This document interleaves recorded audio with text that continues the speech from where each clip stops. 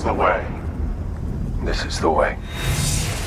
With the premiere of The Mandalorian this week, Bad Batch might have gone under the radar, but man, this is not an episode you want to miss. So let's dive into the Bad Batch Season 2, Episode 11, titled Metamorphosis. Before we get into it, if you're a fan of our videos, please like our content and subscribe to the channel.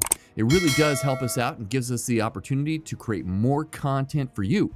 First off, I've got to give props to the visual effects team this season for producing some of the most beautiful shots out there. Whatever the story is, each week we get a visual treat with this show. So hats off to Joel Aaron, the cinematography, lighting, and visual effects director, and the entire team for producing some of the most amazingly beautiful work on Bad Batch. One of the reasons this show looks so amazing this season is because they decided to implement an anamorphic lens style, which Joel Aaron first used on Tales of the Jedi. This widescreen format allows for a refined depth of field and allows them to artificially add layers of film grain, which creates a stunningly beautiful look to the show. So we open up the episode with a downed ship coming out of hyperspace, and we see it's in pretty bad shape. Cut to the interior, and we see a lone commando in a darkened hallway trying to get his electrostaff to work. The commando is quickly snatched up by an unseen monster. Right off the bat, we get an homage to the classic space horror film Alien by Ridley Scott, and I love it. Then we get to finally see Mount Tantus again on the planet Wayland. Once again, this has got to be a nod to Alien, where Wayland Corporation was the main company that specialized in advanced technologies and wanted to capture the alien xenomorph. We see a Rogue-class shuttle land, and a scientist named Skalder, who we saw in the finale of Season 1, comes out to greet Dr. Royce Hemlock, who is voiced by Jimmy Simpson. This new doctor proceeds to visit the lone Kaminoan Nala Se, who we see is being kept in a cell, and the two scientists apparently know each other. We learn that Royce Hemlock is taking over operations on Mount Tantus and wants Nala Se to work with him. But Nala Se refuses, saying she knows what the Emperor plans to do, and knowing that the Empire destroyed her society, she's not inclined to help. Hemlock then threatens Nala Se and says he can do far worse than keep her in a cell. At this moment, Hemlock is informed that they lost communication with Transport 904, which could be a reference to Docking Bay 94, which Han had the Millennium Falcon in on Mos Eisley in A New Hope.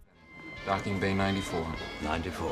Hemlock orders a recovery team to be sent out. Then we cut to the Bad Batch on the Marauder on a holo call with Sid, still salty about her leaving them stranded last episode, but now she's got another job for our team, which leaves me to wonder, how is she getting this intel so quickly? Something is up with Sid. She's definitely got some contacts in the Empire that run pretty deep if she knows about this highly secretive science vessel. After negotiating a higher cut of the profits, the Bad Batch agree to take the job. They follow the coordinates given by Sid and find a downed ship near a village. Then they explore the interior, and Omega finds some equipment that looks Kaminoan, but looks different than the medical technology from Topoka City. Tech manages to restore power to the ship, and while in the laboratory, the Bad Batch encounters some crazy beast that once again looks kind of like a xenomorph from the Alien franchise. We see that it's feeding off of the power and grows in size. The beast escapes and the Bad Batch go after it, and Tech learns in the ship that the creature's genetic material was being used for modified armor plating, and then we learn that the creature is the same creature that attacked Coruscant, and as the beast feeds on the village's power grid, we see a fully developed Zillo Beast. This has been a long time coming. The Zillo Beast was first introduced in Clone Wars, where during the war it was discovered after the Battle of Malastare, where Anakin discovered its outer plating was impervious to lightsabers. The Zillo Beast was subdued at that time using the assault tanks that aimed their lasers at the gaps in the monster's armor and sent it to Coruscant. While on Coruscant, the beast was taken to be studied but got out and caused havoc across Coruscant before it was killed. Now we know that they managed to collect a DNA sample from the Zillo Beast, and alongside Kaminoan technology and Dr. Royce Hemlock's expertise, they were able to clone it. Then we see 3 Venator-class Star Destroyers, a transport, and a bunch of LAAT gunships arrive and battle the Zillo Beast, successfully incapacitating the beast,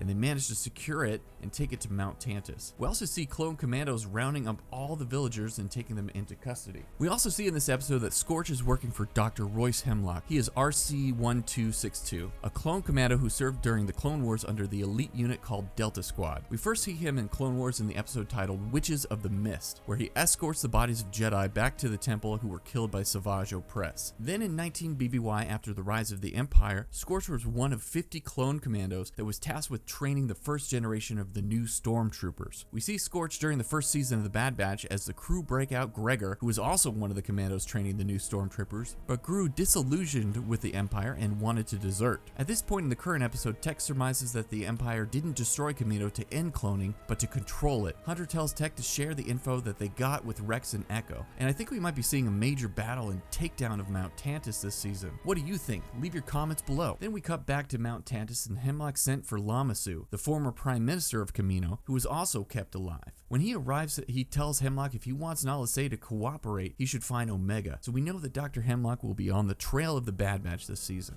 All in all, I really did like this episode. It gave us more Mount Tantus. We finally got a loose thread from the Clone Wars explored with the Zillo Beast, and I'm very excited to see the next episode in this arc. So for my rating, I'm going to give this a 9 out of 10. Great episode for the Bad Batch. So thanks for joining me today on Fatherly Fandom, and don't forget to subscribe to the channel. And from our families to yours, have a good one, and may the Force be with you.